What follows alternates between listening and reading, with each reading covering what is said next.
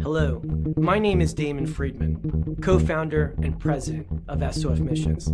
As a 20-year veteran within Special Operations, I've gone through many challenges due to my military service and time in combat. We felt called to start SOF Missions to serve our fellow brothers and sisters in arms, focusing on suicide prevention and resiliency.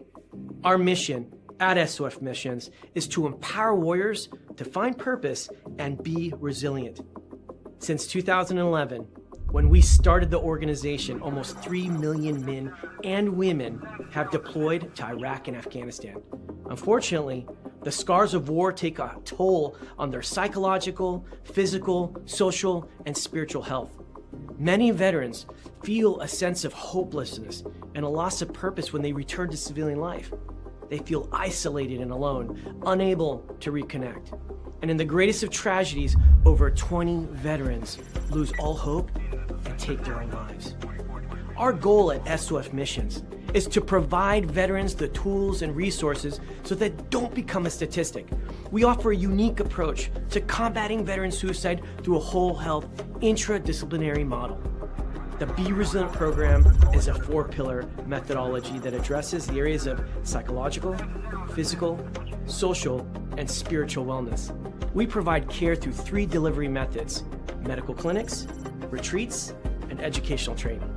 Since we started back in 2011, we have been able to reach veterans in all 50 states and have served over 3,000 veterans through the Be Resilient program. Being resilient is a multifaceted and complex issue. We know that to find a lasting solution, we have to address the whole warrior. Many challenges cannot be solved by providing the treatments and modalities of just one component, but by tackling them all. Now, we've expanded our services to include law enforcement and first responders. Together, we can make a lasting impact in the lives of warriors across the nation. To learn more, visit our website at sofmissions.org. All right. Welcome back. Misfit Nation. Misfit Nation. The Misfit Nation Show. We are a show founded by a veteran and hosted by 2 veterans and a military spouse. Our mission is to get people to tell their stories to the world. If you're an author, share your tips with the Misfit Nation. If you're a musician or an actor, our audience needs to know how they too can get into the business. Coaches, we love our coaches. Come on and share your tips with the Misfit Nation to help them become better versions of themselves. If you are a corporate leader or an entrepreneur, come on and show how you did it and how hard you have fought for success. If you are a veteran, first responder, or Gold Star family, we would love to have you come on and share your story with the Misfit Nation. We always have time for you. If you're feeling down, alone, or starting to see the darkness, Stop. Think about those who are around you. You are not alone. You will be missed. If you feel like your problems will be a burden to those in your inner circle or feel embarrassed, dial 988. If you are a veteran, take option 1. We need you to keep pushing forward. Don't make a permanent solution to a temporary problem. If you are a new listener, welcome to the Misfit Nation Show. Be sure to subscribe to our show on your favorite podcast app.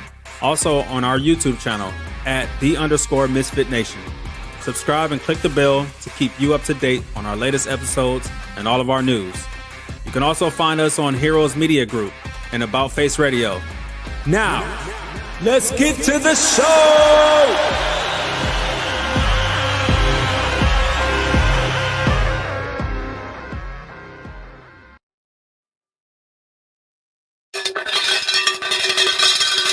All right. Welcome back to the Thursday After Dinner Show with the Misfit Nation. Thanks for taking your time today to hang out with us. We know you have other things you could be doing, but you chose us and continue to get those frequent flyer miles. Before we start tonight, we'll pay a little homage to 3 police officers who we've lost in the last week. Police Officer Philip C. Wagner, Lorain Police Department, Ohio, end of watch July 24th, 2025. Deputy Sheriff Elijah Ming, Wyandotte County Sheriff's Office, Kansas, end of watch July 26th, 2025. And Police Officer Darul Islam, New York Police Department, New York, and the Watch, July 28th, 2025. Let's keep them in your thoughts, your prayers, their families, as well as this sudden change in life, and they move forward. So keep thinking about them and try to keep your community safe. Don't go right to guns. Let's talk things out and make things peaceful. Tonight we have a great guest. Well, we also have a guest host.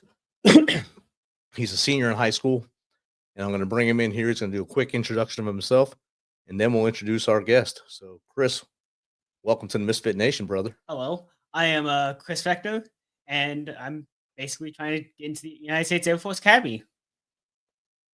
What brings you to the Misfit Nation, though?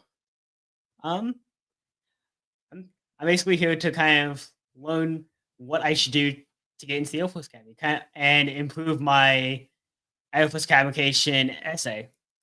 There we go. Our next guest is a U.S. Army veteran, and he's the founder of Marketer on the Run. He's out of Las Vegas. It's probably dry heat there. It's wet heat here. So it's combined. We're going to make a little tornado here tonight. We'll bring in Remso now to talk about him. Welcome, Remso. Rich, Chris, pleasure to be here with you both. Yeah, I've been here since April, and everyone keeps saying that I'm just gonna, set on fire each time I walk outside. The temperature is hella hot usually, but I just spent the last 4 years out of Milwaukee, Wisconsin, where it was like 8 months of darkness and constant threat of you can't walk outside because of the snow. So I'll take the heat any day of the week. I'm sure those first days were probably a little a shock and awe to you going from Milwaukee to there. It was definitely one of those moments where I looked at my wife and I'm like, maybe we made a mistake. We already got everything unpacked, so we'll just have to work with it. But no, it's been nice out here. It's a nice dry heat, so you go outside, you get some sun. It's not for a lot of people, but I'm digging it so far. Outstanding, Remso. I basically gave a 2-sentence introduction of you. Please go as deep as you want to go, as from as far back as you want to go to how we got here. Yeah, so we'll go ahead and start in the middle, and then we'll work our way back to the front. About a year and a half ago, I found myself in a position where I was really worried about what I was going to do with my career. In 5 years, I had 5 jobs, and it was for many reasons that I kept jumping. Some of it was because of the pandemic. Some of it was because of just not enjoying the workplace I was in. The rest of it was corporate buyouts. And by the time I got to the very end of it, 2 things became clear. One, I wasn't happy with what I was doing, and I enjoyed being a marketer, but it wasn't something where I was like, am I going to be able to just go back into the same work environment I was in? And secondly, working in the marketing field, I wasn't really happy if a lot of the service that other agencies, other companies were providing to clients. I feel that, especially during the lockdowns of 2020, marketers really took advantage of a lot of small to mid-sized businesses throughout the United States of America. So 2 in 5 businesses that closed down for 2 weeks in 2020 never opened back up. And throughout the course of 2020 through 2021, half of all small businesses in America that shut down during that period ended up shutting down completely. Don't know if the numbers make sense on that. Kind of just shot them out there. But, the first couple months were really harsh. And then the year to come, it got even worse. So, what I try and do right now is I try and meet entrepreneurs and businesses where they are and help them succeed through better marketing and advertising capabilities. But why did I choose to go ahead and start this agency? As you mentioned, I went ahead and served 8 years in the National Guard, did 2 years in Alabama, moved back to Virginia, finished off in the Virginia Army National Guard. And, I was a stateside citizen soldier, was activated for earthquakes, hurricanes, lots of riots the last couple of years of my career. And it was a changing period because when I went in 2013, President Obama was in and we had the sequestrations, and the role of our military was really because we were going ahead and we were drawing down the active duty, but we were putting more responsibility on the reserves and the Guard. So, it became this strange question as to what am I going to do? Do I go active duty or do I stay a guardsman? Ultimately, I wanted to go ahead and serve my country, but I also wanted to go ahead and fulfill my career. So luckily, the Guard was able to provide me that opportunity, still be a citizen soldier, but pursue my civilian job. And, it's one of those situations where, as we look at recruitment numbers today, the last 7 months have been the best months that we've had in a very long time in terms of recruitment across the board. We're getting a lot of really great men and women who are joining our country because they want to go ahead and serve country first. But, it's one of those situations where I feel like my time in the service, as well as my time in the private sector, in the nonprofit sector as well, it prepared me to be a citizen leader. George Washington said to the servicemen that he served with after the Revolutionary War, go out and be good citizens. Go take advantage and build the country that you help preserve. And that's how I look at my role. As an officer, I remember having to take care of my junior enlisted and the other folks to make sure that we could get our mission done, we could get done effectively, and that everyone is good to go home at the end of the day. I try and do that with my clients. You've come on, you've boarded me on your mission. We're going to make sure that it gets done. We're going to make sure that we target the results, and I'm with you every sense of the way. So that's a long, truncated version of my journey. There's a lot of, deep, weird ends it kind of goes in. But, if you had told me even 5 years ago that I'd be running a 16-person agency out of freaking Vegas of all places, I wouldn't have believed you. It's wild. I mean, I was just thinking, you ever have those days where it's like you wake up and you don't really remember where you are? I literally thought I was in Wisconsin this morning because I'm lazy. I never reset my Alexa, little NSA spying device. So it'll go ahead and say something like the temperature in Milwaukee, Wisconsin is blah, blah, blah. And I'm just like, well, was everything a fever dream? And now I'm here just trying to do the best I can. That's outstanding. You said you were in Alabama and Virginia in the Guard. Are you originally from Alabama to begin with, or were you just there by happenstance? No, I was, I was the son of a career active Army intel guy. And I wanted to go to VMI. VMI went ahead and said, you're too dumb. So I went ahead and said, okay, there's got to be other options out there. So there was a really great opportunity through the early commissioning program at Marion Military Institute, Marion, Alabama. So it was, it was an accelerated Army ROTC program. So graduated high school. At the time, they called it LTC. Now it's called Basic Camp, which was its original name. So went to Basic Camp. Came back, did my MS3 year, did a simultaneous service program. So I was dual enlisted in the Alabama Guard. Sophomore year, completed LDAC, which is now advanced camp. Did my MS4 year. And then when I was 20, I went ahead and commissioned in the infantry. So at that point, to be an officer, you still have to have your 4-year degree. So it was in kind of a weird situation because I'm a 20-year-old officer, have not completed my bachelor's, but I'm going and serving in a platoon for the 29th Infantry Division back in Virginia, Lynchburg, Virginia. So it was definitely interesting. I was a young officer. I wasn't even old enough to drink, which was funny.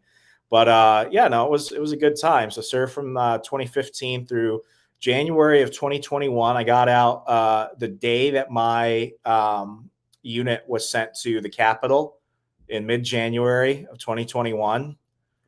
And just from there, it was like, okay, what do I want to do with the rest of my time? Because now I don't have, at the time, well, there's a whole weird story about that. I don't know how weird you want to go, but I didn't have a job and I was finally out of the Guard. So I was like, I have no money. Like, what am I going to do? And eventually that's how I ended up in Wisconsin from Virginia. I took a job at a nonprofit as the marketing manager there. But Alabama was fun. Lots of nights in Tuscaloosa I don't remember. Some in Birmingham I do. And because I eventually got a car, I did the smart thing and I went to Knoxville on 3-day weekends. So it's a fun time. There, good rides across 3 major college cities. So UAB, Alabama, and then you went to UT area. So Alabama's kind of like prison because you immediately have to choose which gang you want to be a part of. So it was either War Eagle or Crimson Tide. And I'm like, which one is yelling at me more? Because I want them to stop. So immediately it became Roll Tide Roll. But then I look at my friends from Auburn, I'd be like, I think you guys are better. But you can't say it out loud because they'll shank you. So, you had to go ahead and rep the colors. But, Nick Saban all the way. When I was stationed there, that was the first question they asked me. It was just me, my colonel, and then 300 civilians. And they said, who's your football team? I said, Notre Dame. They said, no, who's your football team? I said, Notre Dame. Well, Alabama or Auburn as well. Well, Notre Dame, and then I guess I'll have to pick one years later. That's how it is sometimes. You can make a friend immediately, or you can make an enemy for life just based off of that. My recruiter, Sergeant First Class Brust, he, still Facebook friends to this day. Good guy, I remember. Big Alabama fan. And I mean, he was just one of those good old boys that was just like, roll tide, roll, blitz, Bama, blitz, all the taglines. And I'm just like, are you even speaking English, man? Like, what's going on here? That's outstanding.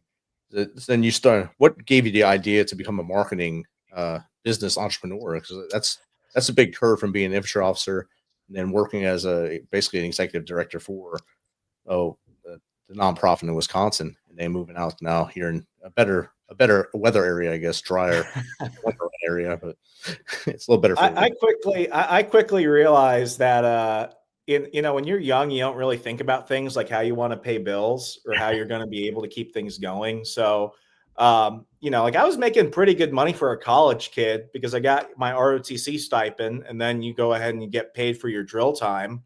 So like, I was making like 12 years ago, like maybe like $500 a month, which for me, I was like, I'm rolling in it. Like I'm doing really good. Later you find out like that's not going to help kind of carry you. But I had made the decision after advanced camp. I went from advanced camp and I went back, had a bunch of guard duty. And I just remember it was like, months and months and months of me just in uniform. And I was like, I like this. I chose to do this, but like, I don't want to do this every day. And I had already been leaning towards the guard because I wanted to return back to Virginia where my family was. And that's just what I wanted to do. I wanted the flexibility of being a part-time soldier. So at that point, I realized, okay, if I do this, I have to get a job. Initially, I wanted to go ahead and be a white paper pusher. I wanted to be a policy analyst in Washington, D.C. Later, find out that makes money. Like your dumbest crackhead in DC gets you more money than being the guy that reads all the bills that the politicians don't. So quickly I was like, okay, I got to follow the triangle. If I don't succeed in politics, go into media. So for years, I thought I wanted to be a reporter. I was a sting reporter. I was a paid columnist eventually. And then quickly I realized that I'm still living in my parents' house. So all my friends, back at my unit were like, LT, you really don't have a job, do you? And I'm like, I do. I'm just getting there. Calm down. Don't look at me. Look away. So at that point, I'm like, okay, this is working, but it's not working fast enough. And I had a girlfriend that wanted to get married. She's like, clock's ticking, bro. And I was just like, we got to just make this work. So I sat down with a mentor of mine about 3-4 years after trying the journalism route. And I was just like, what gives, man? Like, what am I not doing right? And he was like, Remso, you're not that great of a reporter. And I was like, well, screw you. Chris is here, or else I'd say something else. I was like, screw you, man. And he was like, no, but you know what you're really good at? You get all these contracts and you get all this stuff because you're good at building a presence online. And I know that, you were building websites and managing social media accounts, which I was because that brought in extra money. And at that point, I was like, well, yeah, you got to do it because they only care about whether you could bring eyes on their stories, on their website and stuff. So he was like, get into social media management and then get back to me. So I did that for a little bit, took a couple more internships to still try out the politics route. Didn't really work. Eventually, one of my bosses emailed me out of the blue and he was like, do you want to get a job at the Washington Times? And I was just like, sure, man. Like, I'll take anything. The Washington Times needed a social media coordinator. I lived about 45 minutes away. So I go in and within a year, I was running the social media content for the entire newspaper, built their Instagram page from like 2,000 and no posts in a year to 29,000, being one of the top fastest growing media platforms in the country. And I went ahead and brought in traffic like they had not seen before on any of their accounts, especially direct traffic to the website where we were putting up a paywall to build a subscription model. So that was really big. And I found this site called Parler. Well, Parler was a up and coming social media app, and I went ahead and grew that from 0 to 300,000 followers by working with their team because we were the only media outlet they're taken seriously. And, around July of 2020, I remember it because the anniversary press release came up on my Facebook memories. Like, remember this? And I was like, yeah, I remember that. Dan Bongino, now deputy director of the FBI, and former Parler CEO John Mates reached out to me, and they said, "How about you become our director of outreach?" And I was like, "Let me think about it. Do I make more money?" And they said, "Yes." So I said, "Okay, we're good." So I was the direct report to CEO John Mates, had direct line helping Dan Bongino onboard politicians, celebrities, public figures. Did that for about 5 months. But the thing is that when you go ahead and get a lot of important people in somewhere, especially in the political realm, you get a lot of people you shouldn't. So we let some people in that were doing some pretty not so great stuff. Dan was working on his show. Our CEO was trying to build the product, and there were people inside that were trying to do some not so legal things, so to speak, such as splitting stock options without going through the board or anything. So I go ahead and bring this up before we're about to do an investors meeting, and they're like, "Remso, how much do you want to leave?" And I was like, "What are you talking about?" They're like, "How much do you want to leave?" And quickly I realized this is kind of screwy. So I got laid off on my birthday. They wrote me a severance check. Bongino didn't know. A bunch of the other people didn't know, but they went ahead and made sure I was out the door. Wild, wild stuff. So on January 6th, 2021, I am at home in Fairfax, Virginia. I'm saying this for the FBI agents watching. Yeah, I'm sorry. I didn't include this in the bio. Yes. I'm at home. I'm at home in Fairfax, Virginia, in my parents' basement, in my boxers, eating Doritos, watching Fast and Furious 5. And I have a bunch of friends who, and colleagues and just people I ran into who were in the political realm who went ahead and went to that get together. And the rest got really weird after that. So anyway, I've got reporters in the FBI and a bunch of other people kind of like watching me for a little while. And I'm just like, this is really getting kind of uncomfortable, guys. So I call my lawyer, shout out Matt Chris, attorney at law, Alexandria, Virginia. And I'm like, Matt, it's like getting kind of weird. I'm about to get discharged from the National Guard. It was a medical discharge that I had already planned and stuff with my unit and everything. So I'm going to go, get my discharge over with. So not only am I out of a job, but now I'm also leaving the Guard. And by the way, the company I was working at, they never told anyone that they got rid of me. So I'm getting everyone calling me because the FBI went ahead and accused Parler of a whole bunch of weird stuff. And at that point, Joe Biden came in, and he wasn't really there. I mean, physically he was there. Spiritually, mentally, that's a whole other thing. But like the Democrats go ahead and take control, and they go ahead and stack the oversight and reform committee, and they start going after all the ways that they could raise money. So they went ahead and we're going to take everyone from Parler that worked at that company, and we're going to bring them here, and we're going to subpoena them. And I'm just like, bro, like I'm having a really rough time right now. I don't need this in my life. Because if you go there, they make it look like a trial, but it's all for show. All politics is play, no matter who it is. Like, it's all fake. It's all fake. And I'm like, dude, they're going to go ahead and make me look like the second coming of the Antichrist or something. So he told me, Remso, they can only bring you in if they subpoena you. And they can only subpoena you if they physically give you that. So I was like, Matt, what are you telling me? He's like, I think you should go on a long vacation and go to a lot of different places. And I was like, what does that even mean, dude? He's like, Remso, run. So at that point, I find myself, crowd surfing across the Midwest and the South for a little while. And around April, I find myself, and this is funny, I found myself in a shack down by the river in North Carolina with one of my other Army buddies who had gotten out. And he was like, in his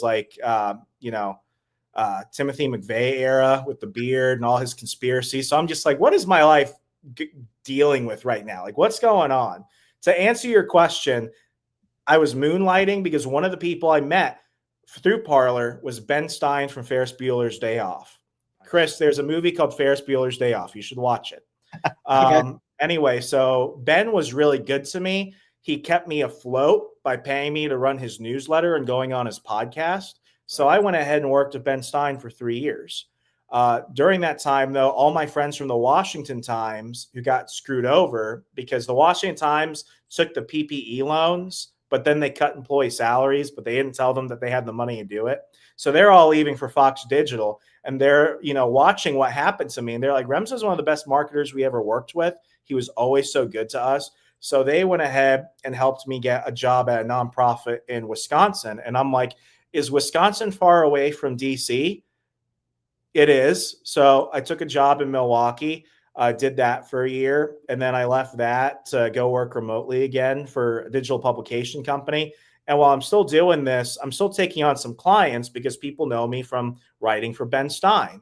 Right. So at that point, I'm still taking on people. And I've always had a passion for small businesses, whether it was social media management or ads or graphic design. I just want to help people. And it was helping me, make up all the money I got from when I was living out of my Kia. But it was, it was a couple of years where I just kind of had to figure out like what is next. Cause that was a really traumatizing experience for me. I didn't have the guard. I didn't really have a job. I was in a brand new place. I just dealt with all this really weird stuff. And I'm having like, nightmares of Joe Biden like pulling me into Congress and stuff. And I'm like, you bastard, get away from me. And eventually when I knew I was gonna, get kicked out of my job last year, I was just like, I need to be in a position where I can value my freedom, where I can control my finances, where I can work with my friends, where I can support my community, and where I'm in control of what I want to do. And I remember praying, I'm like, God, I know I've got some brain damage, but I think this is a pretty good idea. And my wife's backing me up because I'm the one that pays the bills. So I hope this works out. So we took out all the money that we had saved for a house. I used it to start a business. And I went and traveled in 7 states in 7 weeks, going to a bunch of marketing conferences to meet other agency owners. And then I had a client named, I won't say his name. Let's just say he's big in Republican fundraising. And he said, Remso, I need you to help me run communications for this campaign in Pennsylvania. It was in Pennsylvania. And what we're going to do is we're going to try and get out voters for Donald Trump who might not show up. So they're going to vote by mail. And I was like, man, like, if we fail at this, like we're both out of work. And he was like, yeah. And I was like, shoot, dude, the last few years have been really weird for me. So I helped him do this, coordinating media, coordinating a bunch of our stuff to recruit door knockers. And then by, election day, I was like, oh, shoot, I have a job going forward and I can keep this business going. And over the last couple of years, a bunch of my friends who were, remotely politically not friends of Joe Biden were also kind of kicked to the curb because of their jobs. So I was like, guys, come work with me. Let's build something awesome and make some money. So in December, my wife was like, hey, screw this place. I don't like the cold. Let's move literally anywhere else. And I was like, I really like Las Vegas because I'm there a lot anyway for work. So that was basically like, a roundabout Monty Python way of describing the last 5 years of my life. But Chris, I hope that your association with me doesn't get you on an Academy blacklist. So this is that's about it. I think we can end the show there. All right, I'm walking out. Hey, Chris, I know you have a question for Remso. You were okay. How did the army affect your civilian life? Wow, that's a great question, Chris. It came with a lot of positives and negatives. The positive is that, on Veterans Day, you get a free car wash at your local car wash station. Most of the time it was, I'm joking, man. It was great because it forced me to mature really fast. I wasn't ready to go into the real world out of high school, and I knew I wanted to serve. And when you have to quickly get thrown into adulthood, it forces you to look at the world better. It forces you to take more responsibility, more self-accountability more. And nothing teaches you what you don't know until some, 40-year-old NCO looks at his 20-year-old butter bar lieutenant and is like, the LT don't know. And trust me, I did not know. So what it did was it taught me how to be humble. It taught me how to relax in very stressful situations. I remember that I was in the talk during the Charlottesville riot in 2017, and that was really crazy. And you have to get tough really fast because no one's going to give you sympathy. So I look back and I think the Army I think the military as a whole, they stress the money, the college, the shitty TRICARE benefits. But what really benefits people is that you become a man. Yeah. And there's nothing else that can really prepare you for that. In terms of the challenges, I think the Bush and Obama era really kind of showed this, is that you can cut down the active military, but when you're deploying your guardsmen out to Qatar and all these other countries, but you're leaving them alone. You're leaving their states alone for like hurricanes and stuff. It really kind of stresses people out. And what was really difficult for me was there was a period between 2017 to 2018 where there was just a lot of stuff going on. There were these massive hurricanes in, like Guam and Puerto Rico and Texas and Florida and stuff. And we were just like on state active duty all the time, and taking time off of your work, especially when you were trying to find a job. Like I was just trying to find a job. You should go ahead and start a job, and then immediately you're on state active duty for like days to weeks on end. It was really difficult. And people will say that they support the troops and they want veterans in the workplace, but ask any guardsman from the past 10 years, it was really tough. So I think in some cases I had really great civilian bosses that supported me. In other cases, I actually had somebody, I went to my annual training for 2 weeks in Fort Pickett. I don't know what the new name is because I'm not woke, so I'll call it Fort Pickett, Virginia. And shout out to Fort Pickett. Hated that place. But anyway, I went off for my annual training, and when I came back, and I had it in writing, like I will be gone. Here are my orders. Here's my battalion commander letter and everything. I came back and they actually packed my desk up. And I was like, what's going on? And somebody had spread a rumor that I quit. So I show up to work and all my stuff is gone. I ended up quitting that internship like 2 weeks later. But, that was another example of like, life's not easy. And I see a lot of my civilian friends. I'm not saying they're not tough, but I'm saying like they cry when they get a paper cut. And I love them to death. But like, not a lot phases me. And that's not a flex. It's not, oh, nothing affects me. I've been sad. I've been upset.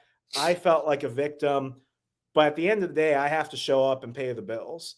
And no matter how bad it was in my civilian career, when Lieutenant Martinez showed up to drill, he had to be Lieutenant Martinez.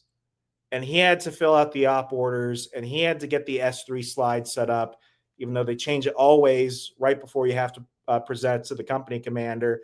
And you have to make sure that the beans and bullets show up on time. And you have to then go ahead and discipline the E4 when he kicks another E4 out of a cot naked at like 4 a.m. Like you just have to deal with that stuff. And at the time, like I wasn't really grateful. I didn't really love it. But I look back now and I'm like, those were some of the best years of my life because I had purpose and because I mattered to people. And that's what I love about being an entrepreneur. That's what I love about being a business owner. And I don't think I would have the courage to take on the fights that I've had if it hadn't been for my time in the military. Outstanding. Would you recommend the military to kind of like help people trying to figure out like how to mature kind of? Yeah. Man, listen, there are a lot of people out there that lick windows. Yes. And they just need some direction in life. And if you're like one of those people, you can go ahead and somebody is paid to tell you what to do. And what's great is that you are paid to be told what to do. But more seriously, I don't think a lot of young men and young ladies really know what they want when they're 18. And what I wanted when I was a young person to what I want now, I'm 30, is very different. I'm a different person. And that doesn't mean I'm better or I'm worse. It just means that I feel more confident in the decisions I made because I've gone through the passages of time. But I think for a lot of people that just need to figure things out, the military is the best thing. And I think we've really downplayed the role of what it is to be a citizen. And I think we have a lot of people coming into this country who don't value that. And we have a lot of people born into this country that don't cherish that. And there's a responsibility we have to serve each other. And, when we started kind of looking away from that and it just became about the benefits and just became about all this other stuff, we really downplayed the role of what it is to be a citizen leader.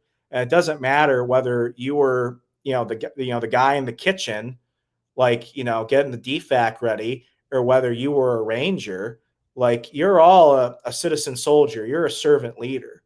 And I think if we had more people like that in our country, we'd have a lot less stupid people making decisions for us, my opinion. But I think if you need a couple years to figure stuff out, man, listen, there's some E6 who will tell you what to do all day.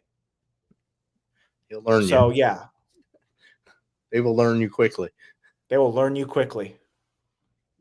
So focusing kind of more on what you do for work, like you do marketing and that stuff. How would someone like market themselves? To like Market build themselves how? to build Take, this brand. To build a brand. So if you want to, let's take you for example, Chris. Let's get to know you a little bit. Do you do a JROTC or Civil Air Patrol or anything like that? see, but Huh? I got back this year because JRTC. Okay. Well, when you're going ahead and you're getting your application set up, you want to go ahead and highlight your time in JROTC. You want to show whether you did the drill team or something else like that. You want to show your extracurriculars, whether you're doing track or football or something. I think community focused stuff is what the academies really focus on. But it's about showing that you have the ability to show up on time, do as you're told, and take leadership when necessary. Those sound like very basic things, but that's really what you're looking for. And that's what you're looking at in a job. Can this person show up on time? Can this person be prepared? And can this person take charge? So any leadership position, whether you're a shift manager at McDonald's or whether you were the battalion commander for your JROTC unit, it's hard to be in charge of other people. And if you're a young man or young woman who is in charge of other people and you can take responsibility for yourself or others, that really helps you stand out. How you are online is a big thing. What are you posting online? How do people think of you when they hear your name? Every day, how you carry yourself is a big thing. Like, it's the lost art of being able to be the person who you need to be when the time needs you to be. So when you're in business, it's letting people know how you're going to go ahead and help them with their challenges, how you're going to solve an immediate need for them.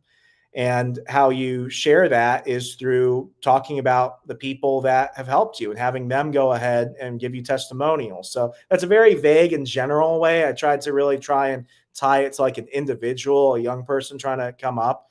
But really, it's how we carry ourselves. And most importantly, it's not just about branding. It's not just about marketing yourself. It's building reputation. What do people say about you when you're not in the room? That says more about you than anything. Does that satisfy you, Chris? Yes, it does. Chris, why do you want to go in the Air Force? I kind of want to serve, and No, why the Air Force? I want to fly aircraft. No, you don't. No, you don't. Go Army. Oh, I know. I have one of my coaches, called Coach Brian. He keeps like when I'm asking for help with my letter of recommendation and my Air Force Academy application essay. I keep hearing, okay, so West Point. You just keep telling me. No, man, listen, Chris, I'm going to help you out right now. Okay. This is going to get you more girls. This is going to get you money faster. And you're going to have more stories because you're going to find out eventually the stories last. The women and the money don't, but the stories last. So there's probably this guy. He's an E6 or C7 over at your local mall in the Army recruiter office. Go to him. You're going to make his day. He's going to be your best friend. You're going to get a t-shirt and a backpack. And then you're going to go ahead and get a ticket to MEPS. MEPS isn't that fun, but the rest that comes later is a mixed bag. Go do that. Don't worry about anything else. You're young. Go have an adventure. Go have some fun. The academy is where all is for other people. Go have fun, Chris. Air Force has steaks and eggs, don't they? Who cares about the Air Force, man? Chris is getting his pilot's license, his civilian pilot's license. Now he's Yeah. working on that as well. So that's why. That's great, Chris. But you know what's really fun? Blowing things up. Now you should look at the infantry. You get to shoot things. You get to blow things up. Apparently, sometimes you accidentally shoot a bird. Sometimes you accidentally blow up something you weren't supposed to. But at least you're shooting things and blowing things up. There is no other job outside being a cop where you are paid by the civilian taxpayer to shoot things and blow things up. I was in the S3, okay? I was an S3 officer. I was a PowerPoint ninja, which makes you really good at business, apparently. But at least you get to blow things up. And spreadsheets. Yes. Yeah. Lots of spreadsheets. And you know what's fun? you're never doing the spreadsheets right. So you get to just do them over and over and over again. That's true. So at least do something where you blow things up. Have fun doing it. Yes. Have fun, Chris. Life is short. Life is full of very unhappy and harsh moments, but at least you get to do some cool stuff.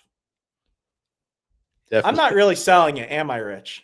I think he wants the Air Force, and I guess we have to sell him. He wants to serve, and that's a plus for me. As like you said earlier about our youth. Chris, you're going to be in Colorado. Okay, assume you get exactly what you want, which is never what you want in the long run, exactly what you want. You're going to be in Colorado, and you're going to be in those shallow barracks having some 19-year-old yell at you. At least go somewhere where you're going to have some buddies, where you're going to have a great story to come out of it. Because just listen to me, Chris. If more people just listen to me, their lives would be a lot happier. Just go Army. Just throw all this Air Force stuff out. You just want to go Army. Our uniforms are cooler. Women like you more. Yeah, the divorce rate in the Air Force is way lower, but just go Army, okay? Just do it for the story. Have fun, blow some things up, get out later, and then you're going to be like, man, that guy on Rich's show who just wouldn't shut up, he gave me some really good advice. Well, I mean, hey, stories can come from anything. Yeah, there you go. We got a question from the audience, Remso.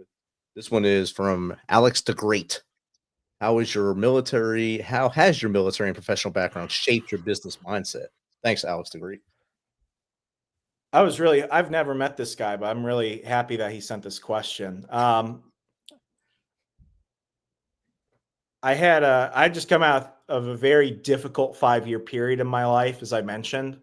And in 2023, I had just gotten out of a very serious lawsuit with my brothers-in-law after my mother-in-law passed away.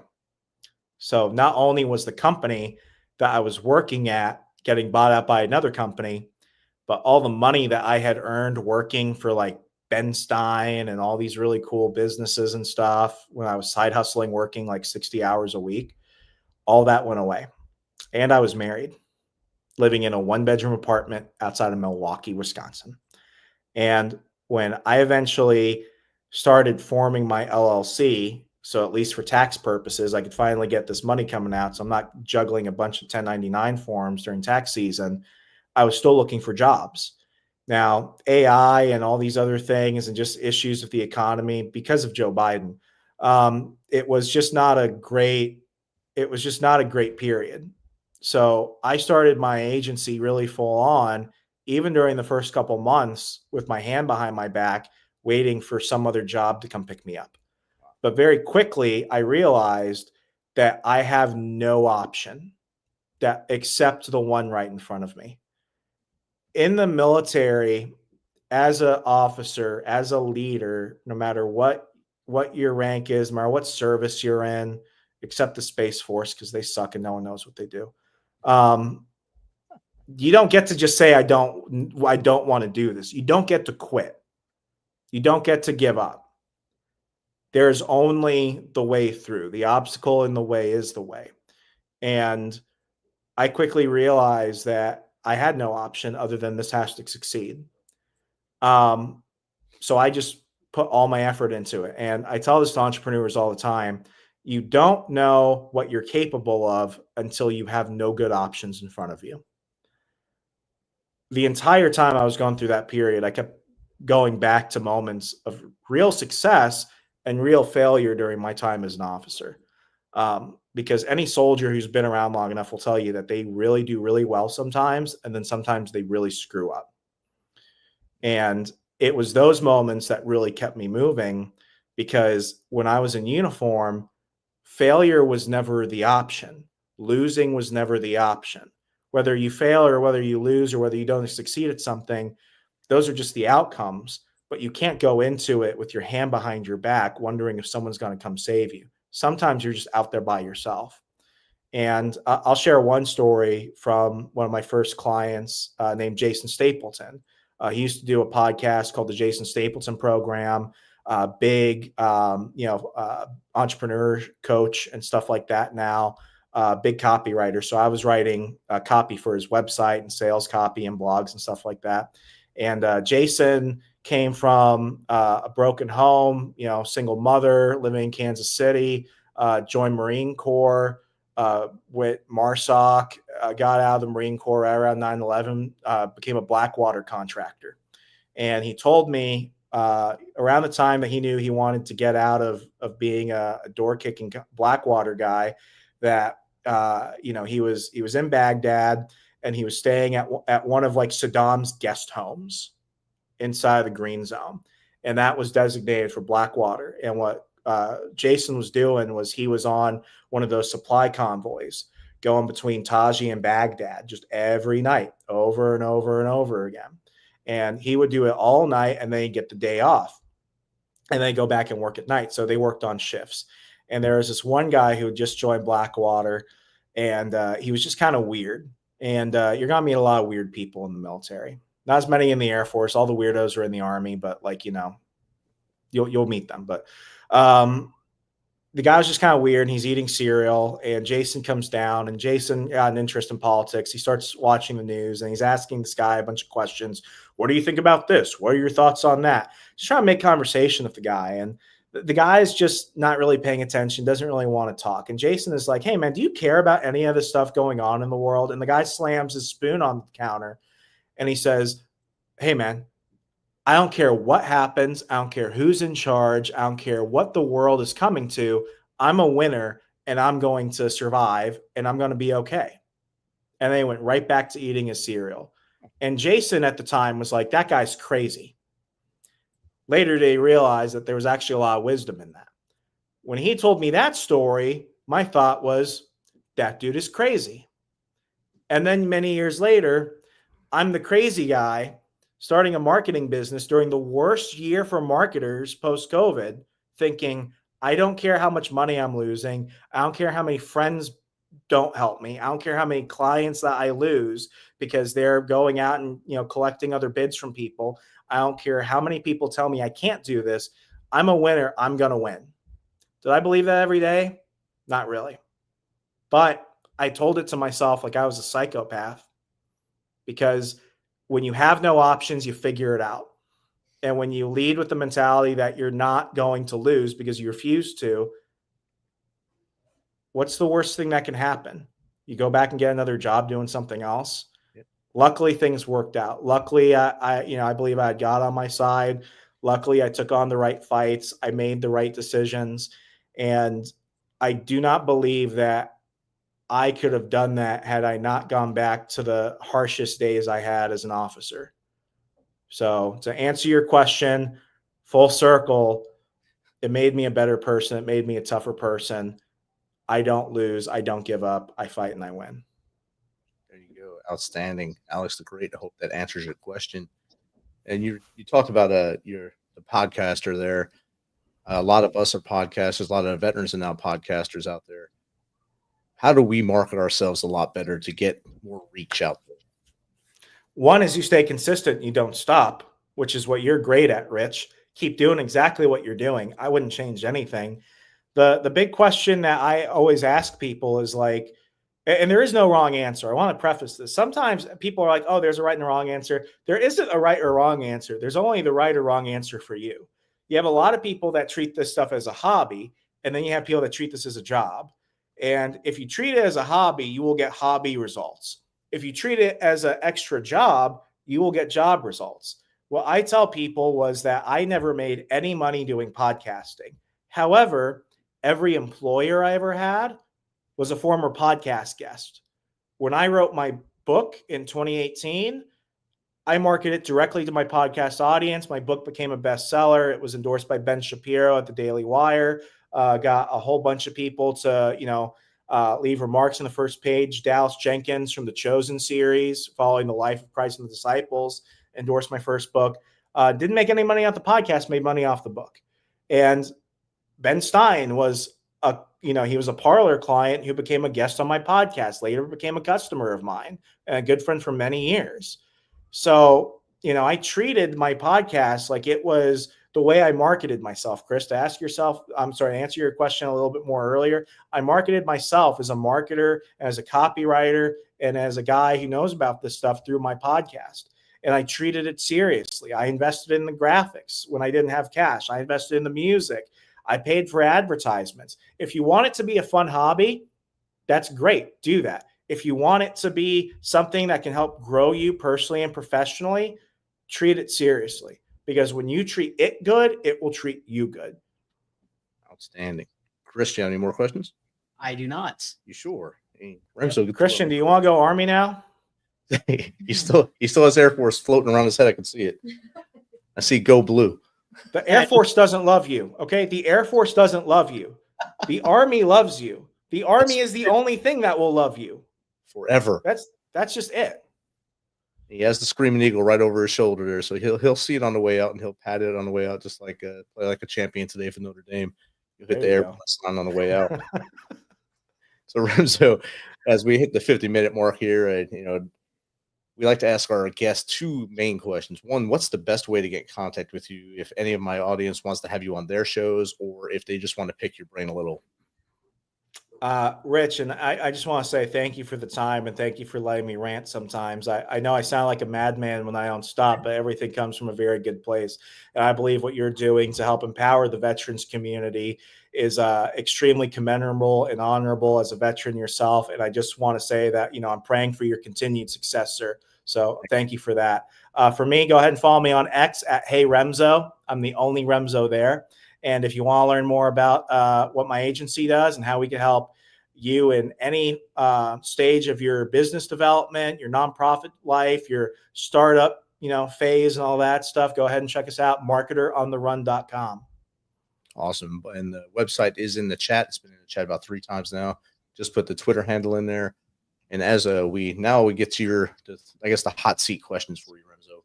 What's 3 things the Misfit Nation can do tomorrow to be better humans?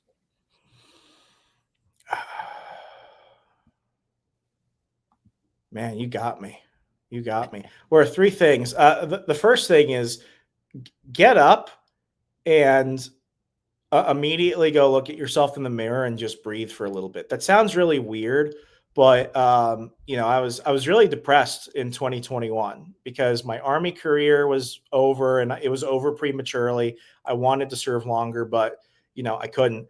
And then I had also, I thought my career was at a dead end. So I had a memento mori prayer, and I would go and I would just breathe in front of the mirror because I would wake up and I was just afraid. I was afraid for years, honestly. I was afraid of all these horrible things. And it was just waking up was an overwhelmingly painful experience. And I would just wake up, and I still do it now, just wake up and just go to your bathroom and just breathe. I think if a lot more people start the day with a moment of clarity, and some people are, they go out and they exercise. I'm not going to lie to you and tell you I do that. I'm not a morning person anymore. Army paid me to do that. You can't pay me to do that now. But whether you're going on a walk or whether you want to start with scripture, or whether you just want, I even tell people, go look at your bank account. If you need a reason to get out of bed, go look at your bank account. I tell people, just wake up and breathe. Just breathe. I taped that prayer to my mirror. I brought it with me here to Vegas. It's still there. And I just breathe and I look at that. And I remember, not just that one day I will die, but every day I get to live. And I think that's a beautiful thing. And I'm very thankful for that. The second thing is, as an old mentor of mine, Gary Collins, who's no longer with us, he had a book series called The Simple Life. He used to talk about your 3-legged stool, which is, personal freedom, health and wellness, and financial freedom. And every day I would have a goal for some of those. What am I going to do to improve my health? What am I going to do to improve my finances? What am I going to do to improve myself spiritually? I just ask those questions. It kind of comes in sequence after breathing in front of the mirror, but, ask those questions. So I ask those questions. It reminds me of why I do what I do after I have a moment of clarity. And the third thing I got, which I got through many years of therapy, was find something you're grateful about. I used to joke with some of my friends. I went to Liberty University, surprise for a lot of people. And, I was an LU grad, go Flames. And I used to tell people I only pray when things are bad. And That's not even a joke. Like, I only prayed when things were bad. And every day before I go to sleep, no matter how mad I am, no matter how sad I am, no matter how frustrated I am, I just try and take a moment for something I'm grateful for. I'm grateful for my wife. I'm grateful for parents who are alive and healthy and active in my life. I'm thankful for a beautiful day. I'm thankful that my car didn't break down. I'm thankful I could pay my rent. I'm thankful I get to do great things and awesome things like go on the Misfit Nation show and talk to Chris, who's going to be a great Army officer. It's so easy to just become a victim and to just become so lost in your thoughts that you don't remember to be thankful that you get to live. And I think if we all took a moment just to find something that we're grateful for that day, you quickly realize that all your problems aren't that serious. The things that you think are so permanent and so scary today, you won't even remember from a year from now. So just taking a moment to be grateful. I think if we all did that, we'd all be a little bit better. Outstanding. Chris, any final thoughts? Not really. Not really? Did you learn anything? Chris, no one ever goes to a movie that's Air Force themed. Okay? It's Band of Brothers. It's name a single freaking movie. It's the Army and the Marines and the Army had, what was that? What was it? John Wayne? Like the Army had John Wayne. The Army had Clint Eastwood. The Army had that guy from The Godfather. Like, all the cool kids are in the Army. Okay. Did you get the message, Chris?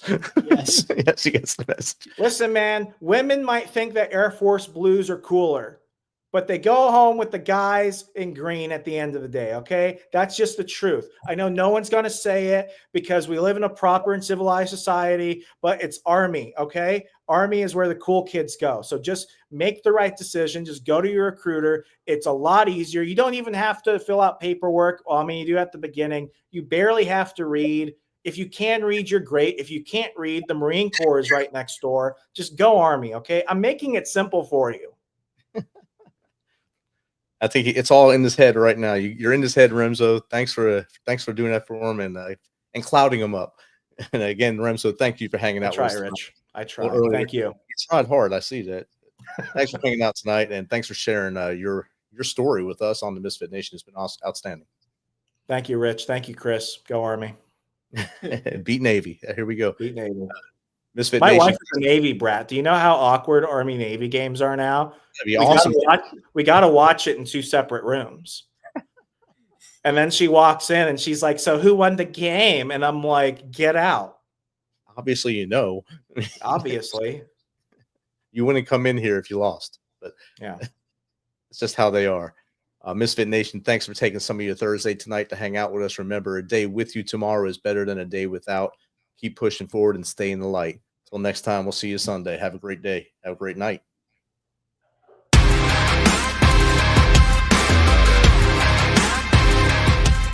Thanks for checking us out and being a part of the Misfit Nation show. Don't forget to visit our website at themisfitnation.com. That's themisfitnation.com. Check out all our past episodes and get some of the great Misfit Nation gear for you and your family. As always, be humble, stay hungry, and keep hustling because we are Misfit Nation. Misfit Nation.